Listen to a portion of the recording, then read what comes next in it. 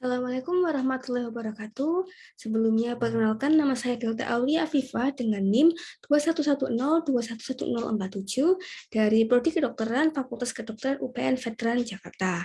Pada video kali ini, saya akan membahas untuk memenuhi tugas asistensi lab activity patologi anatomi Fakultas Kedokteran UPN VC Blok FVS 2. Jadi di sini nanti saya akan membahas tentang sebuah kasus dan kita akan bahas lebih detail tentang kasus tersebut. Ya, jadi ini untuk kasus yang akan saya bahas di video kali ini.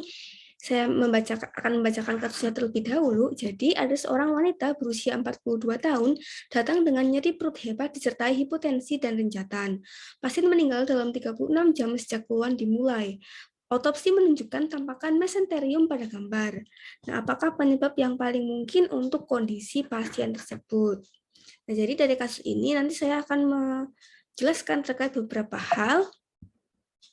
Jadi di sini akan menjelaskan tentang terkait yang pertama tentang di manakah proses yang paling mungkin terjadi. Lalu apakah kelainan dari kasus tersebut, kemudian saya akan menjelaskan secara singkat tentang kelainan tersebut, dan juga akan saya tampilkan untuk gambaran makroskopik dan juga mikroskopik dari kelainan yang ada pada kasus. Kemudian kita akan bahas masing-masing secara lebih detail. Jadi yang pertama terkait tempat terjadinya.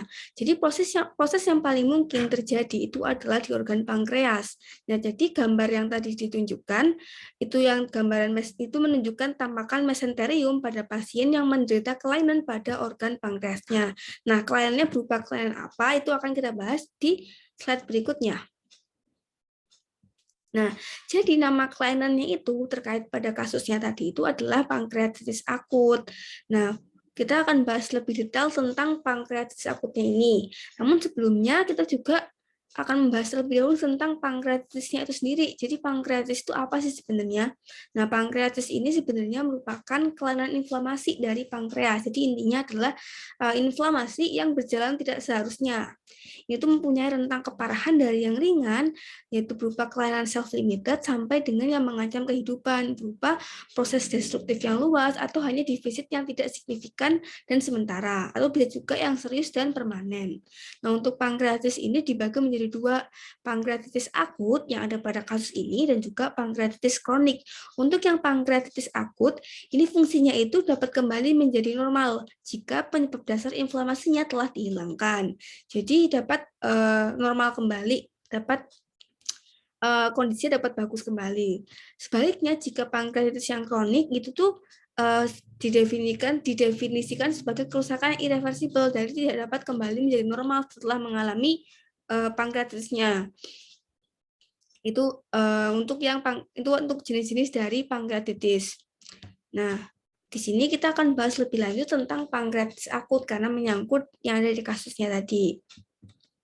Nah, untuk pankreatitis akut sendiri, itu merupakan suatu kelainan inflamasi reversibel, jadi dapat kembali normal lagi seperti yang tadi saya jelaskan, yang bervariasi keparahannya, berkisar dari edema vokal dan nekrosis lemak sampai nekrosis parenkim hemoragik luas. Itu tuh yang jika ada pendarahan makroskopik atau disebut juga dengan pankreatitis hemoragik akut. Nah, di sini saya tekankan untuk yang nekrosis lemaknya, karena nekrosis lemak ini tadi gambarnya tampak pada kasus yang kita bahas ini. Jadi pada gambarnya itu ada indikasi adanya nekrosis lemak. Jadi kita akan bahas lebih lanjut tentang nekrosis lemaknya. Nah, jadi kita di sini saya tampilkan gambar yang berbeda, tapi ini kurang lebih sama. Intinya itu ada nekrosis lemak yang terjadi pada pankreasnya. Jadi di sini yang gambaran putih-putih seperti ini, yang seperti kapur itu merupakan tanda yang menandakan bahwa terjadinya fokus nekrosis lemak. Jadi ada terjadi nekrosis lemak di bagian-bagian tersebut. Ini tuh terjadi dari pembentukan sabun kalsium atau namanya itu saponifikasi pada daerah penghancuran lemak di mesenterium. Jadi gambarannya memang dapat terlihat pada mesenterium seperti tadi waktu di kasus ada otopsi. Nah, inilah dapat digunakan untuk diagnosis dari pankreatitis akutnya. Hal ini karena nekrosis lemak ini memang terjadi pada keadaan darurat abdomen yang dikenal sebagai si pankreatitis akut ini. Jadi untuk membantu diagnosis, untuk menegakkan diagnosisnya, jika ditemukan nekrosis lemaknya, gambaran seperti kapur ini dapat digunakan untuk mendiagnosis terjadinya pankreatitis akut. Nah, jadi nekrosis lemak ini sebenarnya adalah suatu daerah setempat yang mengalami destruksi lemak atau yaitu suatu kelainan khas akibat pelepasan enzim lipase pankreas yang teraktifkan ke dalam jaringan pankreas dan rongga peritoneum. Nah, pada kelainan ini enzim pankreas yang keluar dari sel asinus dan juga ductus itu akan mencairkan sel lemak peritoneum dan juga lipasenya akan memecah ester trigliserida pada sel lemak. Nah, asam lemak yang terbentuk akan mengikat kalsium dan menghasilkan daerah putih-putih seperti kapur ini tadi. Jadi itu terjadi yang namanya saponifikasi lemak. Seperti itu.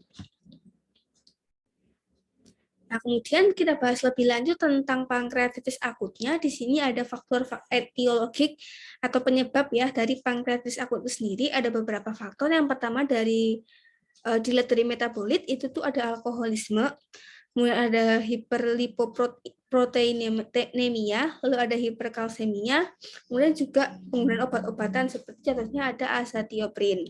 Dan untuk dari genetik itu ada mutasi pada gen kationic trypsinogen atau PRSSI dan trypsin inhibitor atau SPINKI. Kemudian bisa juga dari mekanik itu ada disebabkan karena batu empedu, kemudian karena trauma ataupun karena jejas iatrogenik. Lalu untuk dari vaskulanya itu bisa disebabkan karena ateroembolisme, karena shock juga bisa, atau karena poliarteritis nodosa. Lalu bisa juga disebabkan karena infeksi, contohnya seperti gondongan atau parotitis dan juga infeksi virus Coxsackie. Jadi untuk penyebab paling umumnya yang ditemukan dari pankreatitis akut ini adalah alkoholisme dan juga batu empedu. Karena memang pankreatitis itu paling sering dikaitkan dengan batu empedu itu atau penyalahgunaan alkohol. Jadi itu dua penyebab yang paling utama, yang paling sering terjadi. Selanjutnya ini ada morfologi. Terkait dengan morfologi, yaitu ada perubahan-perubahan dasar pada pankreatitis akut. Yang pertama itu dapat terjadi kebocoran mikrovaskular yang menyebabkan edema. Kemudian dapat juga terjadi nekrosis lemak oleh enzim lipase seperti yang sudah kita bahas tadi. Lalu akan terjadi reaksi inflamasi akut. Kemudian akan terjadi juga proses proteolisis dari parenkim pankreas dan dapat menyebabkan proses kerusakan dari pembuluh darah yang berakibat pendarahan interstisial. Jadi ini yang disebabkan karena pankreatitisnya tadi. Perubahan disebabkan karena pankreatitis akut. Nah, kemudian di sini ada konsep patogenesis dari si pankreatitis akutnya itu. Nah, seperti yang setelah saya jelaskan tadi,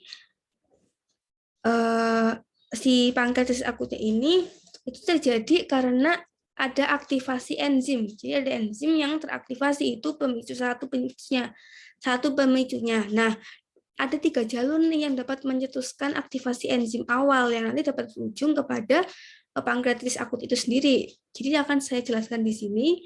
Untuk yang pertama itu ada obstruksi duktus.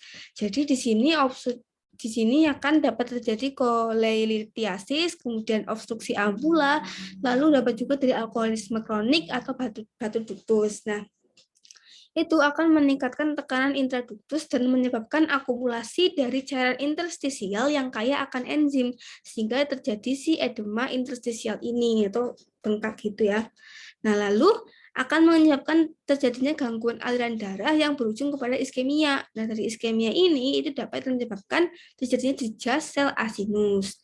Nah, jejas sel ini ternyata dapat memicu dari enzim menjadi aktif atau enzim itu teraktivasi. Nah, dan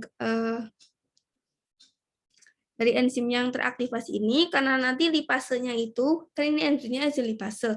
Nah, karena enzim lipasenya disekresikan dalam bentuk aktif, maka nekrosis lemak lokal dapat terjadi. Jadi di sini dapat terjadi nekrosis lemak. Kemudian jaringan yang cedera, myofibroblas periasinar dan juga leukosit kemudian akan melepaskan sitokin proinflamasi yang menyebabkan inflamasi lokal dan edema interstisial ini. Dapat juga memicu terjadinya proteolisis, lalu juga adanya pendarahan. Nah, dari sini itulah yang akan merujuk atau menuju kepada terjadinya pankreatitis akut. Nah, itu jalur yang kedua itu dari jejak sel asinus. Nah, mekanisme patogenik ini berperan dalam pankreatitis akut yang disebabkan oleh bisa alkohol, bisa obat-obatan, trauma atau iskemia, kemudian juga dapat disebabkan karena virus. Nah, di sini nanti itu akan memicu pelepasan proenzim dan hidrolase lisosom intraseluler. Lalu di sini akan mengaktifasi enzim baik intra ataupun ekstraseluler. Dan di situ akan menyebabkan terjadi jejas lagi. Jejas akan mengaktifkan enzim dan akan menyebabkan hal-hal yang seperti saya sebutkan tadi yang di slide ini, dan nanti akan berujung kembali kepada pankreatitis akut. Untuk jalur yang terakhir itu dari transport intraselnya yang terganggu. Jadi di sini ada jejas metabolit, kemudian dapat juga dari alkohol atau dapat dari obstruksi duktusnya. Di sini akan membuat penghantaran proenzim ke lisosom, lalu akan mengaktifasi enzim intraseluler. Kemudian akan menyebabkan terjadi jejas sel asinus dan mengaktifkan enzimnya. Kemudian akan menyebabkan hal-hal tersebut, lalu berujung kepada pankreatitis akut juga. Jadi itu ada beberapa jalur untuk aktivasi enzimnya yang berujung kepada terjadinya pankreatitis akut. Nah, selanjutnya di sini ada komplikasi dari pankreatitis akut. Jadi kelainan ini juga dapat menyebabkan komplikasi baik yang sistemik maupun yang lokal. Untuk yang sistemik terlebih dahulu di sini, jadi pankreatitis akut yang parah, kemudian dia juga dapat diperumit karena adanya peritonitis kimia, itu dapat menyebabkan kematian akibat shock endotoksik karena keluarnya endotoksin usus ke dalam sirkulasi. Kemudian pelepasan enzim pankreas ke dalam darah itu juga dapat menyebabkan kompleks sindrom shock, yaitu merupakan sindrom gangguan pernapasan dewasa dan gagal ginjal akut. Dan juga dapat menyebabkan gagal ginjal akut, yang merupakan suatu komplikasi tambahan yang serius dan juga dapat berujung kepada kematian. Jadi dapat berujung pada kematian karena shock dan juga karena gagal ginjal akutnya. Lalu untuk yang komplikasi lokal, ini dapat menyebabkan jadi si sepsis itu merupakan peradangan ekstrim sebagai respon dari sistem kekebalan tubuh terhadap infeksi, tapi itu dia terlalu aktif dan tidak dapat terkendali, jadi malah merugikan. Nah, sepsisnya ini akan menyebabkan terjadinya supurasi yang meluas atau abses pankreas. Jadi supurasi itu kayak pembentukan nanah. Jadi dari situ dari sepsisnya ini dapat memicu terjadinya supurasi dan juga abses pankreas. Tentu efek lokal lainnya ini adalah terjadinya pembentukan pseudokista atau kumpulan lokal dari getah pankreas dan juga debris nekrotik akibat gangguan drainase duktus pankreas. Jadi itu komplikasi yang dapat diakibatkan dari si pankreatitis akut ini. Nah, selanjutnya ini ada gambaran mikroskopik dan juga makroskopik. Yang atas ini gambaran yang mikroskopik. Jadi akan saya jelaskan untuk gambar ini menunjukkan daerah dengan nekrosis lemak yang bagian kanan ini, yang putih-putih ini itu memperlihatkan gambaran terjadinya nekrosis lemak. Dan nekrosis parenkimal pankreatik vokal yang tengah untuk gambar mikroskopisnya. Kemudian untuk gambar makroskopisnya ini adalah gambaran pankreas yang dipotong secara longitudinal dan menunjukkan area yang gelap ini. Jadi area yang gelap ini itu terjadi karena ada pendarahan dalam jaringan pankreasnya. Dan area vokal dari nekrosis lemak yang pucat, ini pada lemak pada plak peripankreas. Jadi di sini nih yang warna putih-putih ini yang menunjukkan gambaran nekrosis lemaknya. Yang hitam ini tadi karena ada pendarahan. Untuk yang mikroskopisnya ini adalah gambaran nekrosisnya secara mikroskopis seperti itu. Ya, sekiranya cukup sekian yang dapat saya jelaskan di video ini. Untuk referensinya saya mengambil dari Robbins Basic Pathology edisi ke-9 dan juga Muir Textbook of Pathology by C.S. Harrington. Cukup sekian yang dapat saya sampaikan, kurang lebih saya mohon maaf. Terima kasih. Wassalamualaikum warahmatullahi wabarakatuh.